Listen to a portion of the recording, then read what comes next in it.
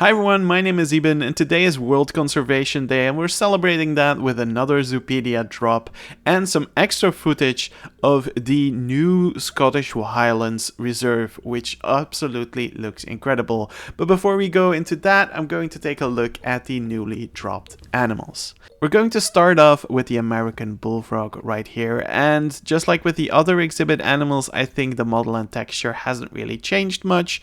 But for the American bullfrog, I think that's perfectly fine because it already looked pretty good. What I do want to point out is that there's some really cool foliage in the back here, especially these nettle pieces. They look really cool. I think they are a really nice addition. But another cool interesting thing is that here in the back there seems to be a little bit of glass because the plants behind it have a blue tint and are a little bit more blurred. So this might be an actual exhibit right here, just like we had with the Gila monster last week. So interesting to get another screenshot where we can actually see some form of the exhibit. That's really cool to see. And then we get to an unexpected animal for a lot of people. I think a lot of us expected that Maasai giraffe was essentially going to be the replacement of the reticulated giraffe, but we're getting the reticulated giraffe in this game as well. I think it looks absolutely gorgeous. I love the way that it's eating from the branches right here.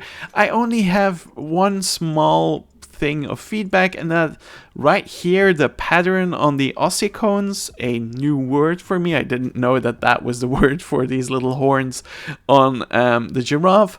They feel a little bit stark. The contrast is a little bit harsh, and I think it would look a little bit better if it faded in more like how it looks with the real animal. But all in all, I think it's really cool. I wasn't expecting it, but I'm happy it's in. For me, I think it's a good thing that base games also give you the opportunity to switch it up from time to time. Almost every zoo has a giraffe, but not every zoo has a reticulated giraffe or a Maasai giraffe. So having the option to switch between zoos that you're building without having to buy a DLC is, in my opinion, a plus. Another incredible animal that is added to the game is the clown loach. And I do think it looks absolutely gorgeous. Once again, I love the textures and the semi-transparency on these fins. They look absolutely insane. And what is cool about this animal is that this is another Sumatran animal. Just like the hornbill and the Sumatran tiger, this animal could go into a possible Sumatran reserve, which I am really looking forward to, and I hope that we're going to see that one revealed soon if it exists. Yeah, really cool. The pufferfish looks absolutely amazing. I once again really like the work on the fins, and I really think they've done a good job with this animation. But what I really think is exciting is the rock behind it. As we zoom in, you can see the same fossil patterns again as we've seen in many of the other aquarium pictures. So that leads me to think that this rock might be the same as the other one that we've seen, but that rock is indeed flexicolor, and that would be really cool because now you can create this kind of algae covered effect, which I really think is awesome. And even if it isn't a flexicolor rock, we at least are getting a variant where there's algae covering on top of it, and I think that is really cool.